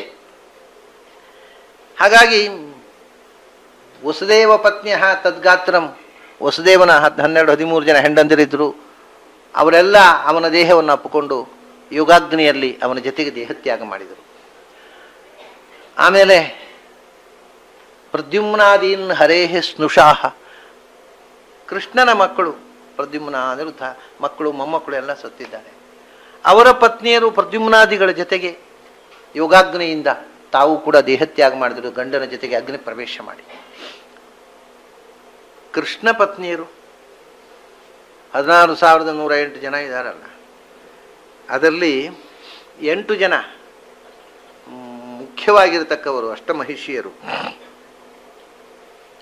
ಅದರಲ್ಲಿಯೂ ಬಹಳ ಮುಖ್ಯ, ಯೋಗಾಗ್ನಿಯಿಂದ ಅಗ್ನಿಯೊಳಗೆ ಪ್ರವೇಶ ಮಾಡಿ ತನ್ನ ರೂಪವನ್ನು ವಿಡ್ರಾ ಮಾಡಿಕೊಂಡಂತೆ ರುಕ್ಮಿಣಿ. ನೋಡುವವರಿಗೆ ಹೇಗೆ ಕೃಷ್ಣ ದೇಹ ಬಿಟ್ಟು ಹೋಗಿದ್ದ ಹಾಗೆ ತಾನು ಅಗ್ನಿ ಪ್ರವೇಶ ಮಾಡಿದರು ಅಂತ ಕಾಣುವ ಹಾಗೆ ರುಕ್ಮಿಣಿ ಅಲ್ಲಿ ಹೇಳ್ತಾರೆ. ಹಾಗೆ ಕೃಷ್ಣ ಪತ್ನಿಯಸ್ತು, ಕೃಷ್ಣ ಪತ್ನಿಯ ಅವಿಶನ್ ಅಗ್ನಿಂ ರುಕ್ಮಿಣ್ಯಾದ್ಯಾಹ ತದಾತ್ಮಕಾಹ ಅಂತಂದ್ಬಿಟ್ಟು, ಕೃಷ್ಣನ ಪತ್ನಿಯರಲ್ಲಿ ರುಕ್ಮಿಣಿ ಅಗ್ನಿ ಪ್ರವೇಶ ಮಾಡಿದ ಹಾಗೆ ತೋರಿಸಿಕೊಂಡು ಅಗ್ನಿಯಲ್ಲಿ ಅದೃಶ್ಯರಾಗಿಬಿಟ್ಲು.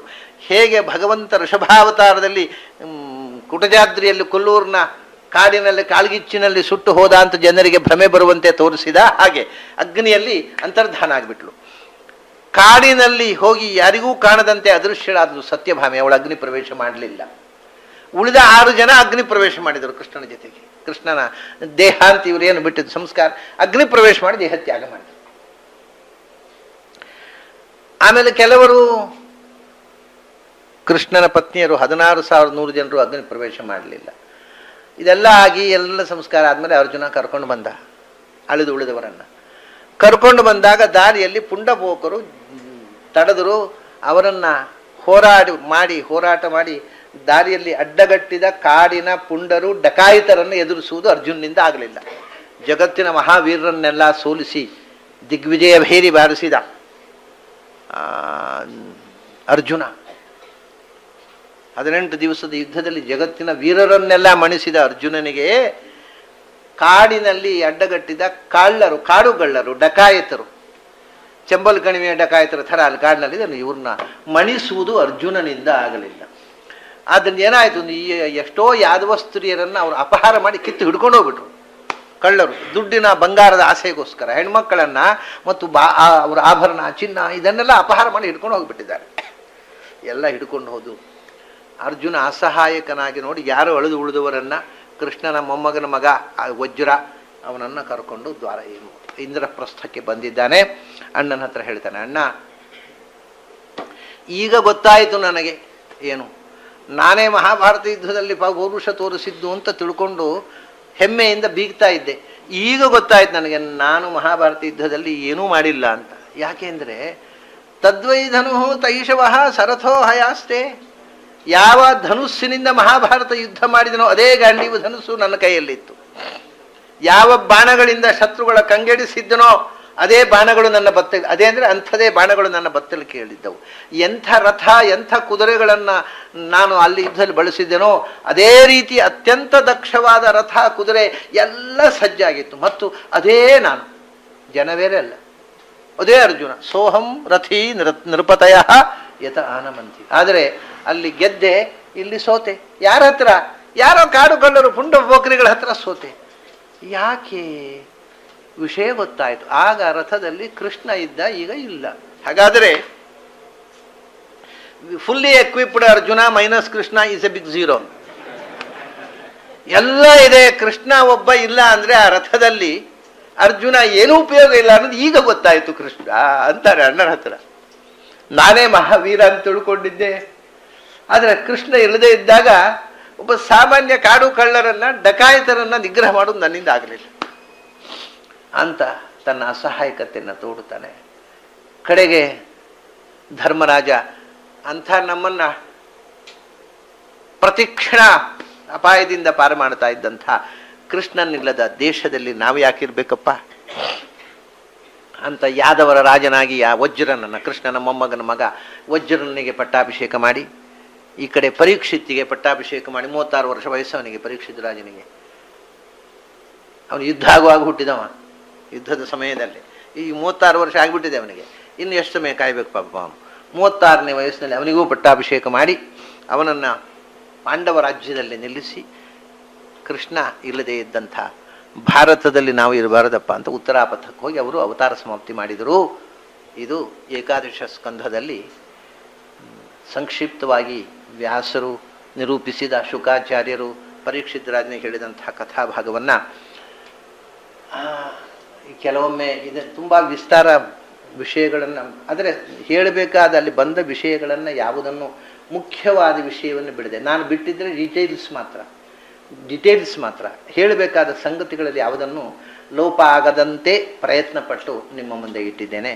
ಮತ್ತು ಕಷ್ಟ, ಏಕಾದಶ ಸ್ಕಂಧವನ್ನು ಹೆಚ್ಚು ವಿವರವಾಗಿ ಹೇಳೋದು ಕಷ್ಟ. ಯಾಕಂದರೆ ಏಕಾದಶ ಸ್ಕಂಧದಲ್ಲಿ ನೀವು ಇನ್ವಾಲ್ವ್ ಆಗಿಬಿಟ್ರೆ ಮಾತಾಡಲಿಕ್ಕೆ ಆಗೋದಿಲ್ಲ. ಕಣ್ಣು ತೇವಗೊಳ್ಳುತ್ತೆ, ಕೊರಳು ಕಟ್ಟಿಬಿಡುತ್ತೆ, ಕಡೆಗೆ ಮೌನಂ ವ್ಯಾಖ್ಯಾನಂ ಶಿಷ್ಯಾಸ್ತು ಚಿನ್ನ ಸಂಶಯ. ಸುಮ್ಮನೆ ಕಣ್ಣೀರು ತೆಗಿತಾ ಕೂತು ಬಿಡಬೇಕಷ್ಟೇ, ಮಾತಾಡ್ಲಿಕ್ಕೆ ಆಗೋಲ್ಲ. ಪೂರ್ತಿ ಇದು ಏನಾಗಿದೆ ಅಂದರೆ ಮುಂಬೈಯಲ್ಲಿ ಅಂಥ ಒಂದು ಇನ್ಸಿಡೆಂಟ್ ನಡೀತು, ಅದನ್ನು ಹೇಳಿ ಮುಗಿಸಿಬಿಡ್ತೇನೆ. ಸ್ವಾಮಿಗಳು ಕ್ಷಮಿಸಬೇಕು, ವಿಳಂಬ ಆಗ್ತಾ ಇದೆ. ಒಬ್ಬ ಹೆಣ್ಮಗಳು ಏಕಾದಶ ಸ್ಕಂಧ ಓದ್ತಾ ಇದ್ಲು. ಏಕಾದಶ ಸ್ಕಂಧ ಓದ್ತಾ ಓದ್ತಾ ಓದ್ತಾ ಆಕೆಗೆ ಆ ಕೃಷ್ಣ ಭೂಮಿ ಬಿಟ್ಟು ತೆರಳಿದ ಅನ್ನುವಂಥದ್ದು ಈ ಲಾಸ್ಟ್ ಚಾಪ್ಟರ್ ಓದುವಾಗ ತಡ್ಕೊಳ್ಳಿಕ್ಕಾಗಲಿಲ್ಲ ಆಕೆಗೆ.